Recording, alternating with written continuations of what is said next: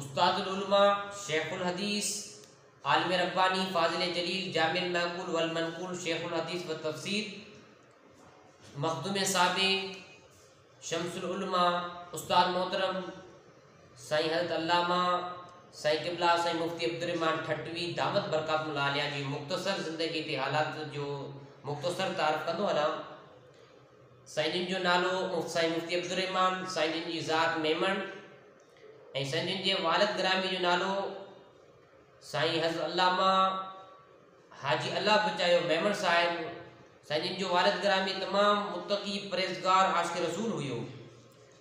साईं हज़रत अल्लामा साईं क़िबला साईं मुफ्ती अब्दुर्रहमान ठटवी दामत बरकातुल आलिया 1963 ईस्वी में कुरान मजीद जो हिफ़्ज़ पूरो कयो। उन के अलावा फ़ारसी जी शुरुआती किताब गुलस्तान ऐं बोस्तान जेके ये जामिया मस्जिद जो ख़तीब हज़रत अल्लामा साईं उस्ताद मोहम्मद हुसैन रहमतुल्लाह अलैह वटि पढ़िया। जे हस्ती जो तव्हांखे बयान ॿुधायां पियो उहा हस्ती हज़रत अल्लामा साईं शेखुल हदीस उस्ताद साईं मुफ्ती अब्दुर्रहमान ठटवी दामत बरकातुल आलिया जंहिंजो इदारो जंहिंजी यूनिवर्सिटी मकलीती अॼु बि आबाद आहे दारुल उलूम जददिया उस्मानिया। साईं जा लातइदाद हज़ारे तइदाद में शागिर्द फ़ारिग़ तहसील थी विया आहिनि जेके उस्ताद जे हुक्म सां दीन मतीन जी ख़िदमत करे रहिया आहिनि। मुख़्तलिफ़ इलाइक़नि मुख़्तलिफ़ ज़िलनि मुख़्तलिफ़ सूबनि में उहे दीन जो कमु करे रहिया आहिनि। इंशाअल्लाह इहो फैज़ रहमानी क़यामत ताईं जारी रहंदो। त हिन मुंहिंजे क्लिप खे हिन मुंहिंजी वीडियो खे ॿुधी करे अॻिते बि शेयर कंदा कयो, हर हिकु दोस्त ताईं पहुचे ऐं तव्हां सभी दुआगी रहो त इन जय्यद आलिम अहिड़े रब्बानी आलम उस्तादुल उलमा साईं मुफ्ती अब्दुर्रहमान ठटवी दामत बरकातुल आलिया के अल्लाह पाक ख़ज़ीन हयात अता फरमाए, दराज़ उम्र अता फरमाए ऐं साईं के सहजाबी वारी ज़िंदगी अता फरमाए ऐं साईं जे इल्म में उमल में अल्लाह पाक बरकत अता करे। तव्हां जेके बि दोस्त हिन क्लिप खे ॾिसो था दुआनि में यादि कंदा कयो साईं खे।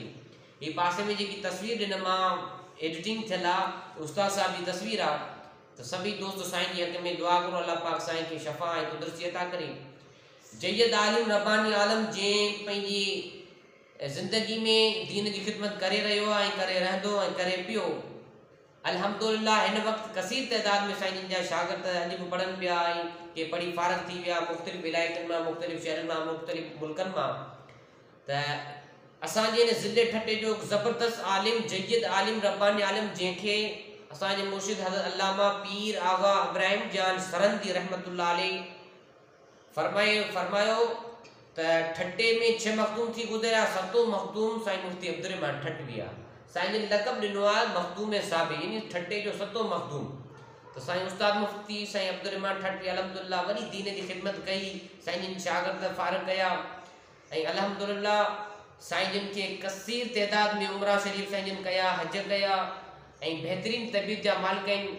असांखे हिन वक़्तु जॾहिं असांजो दौरानी हदीस हले पियो दौरी हदीस हले पियो त दौरानी हदीस जॾहिं असांजे उस्ताद साईं क़िबला मुफ्ती अब्दुर्रहमान हदीस पढ़ाईंदा आहिनि, जॾहिं हुज़ूर अलैहिस्सलातु वस्सलाम जी का अहिड़ी गुफ़्तगू ईंदी हुई हदीस ईंदी हुई त उस्ताद साईं मुफ्ती अब्दुर्रहमान ठटवी जी अखियुनि मां लुड़क वहंदा हुया, ज़ारो क़तार पंहिंजो रोईंदो हुयो।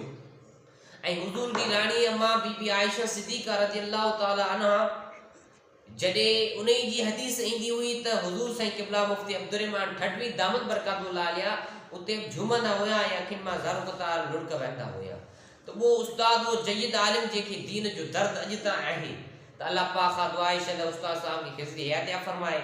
साईं जो सायो असां मदरसे फैज़ान रहमानी पर पूरे मसलक अहले सुन्नत जे मथां ता देर रहे वमा अलैना इल्लल बलागुल मुबीन।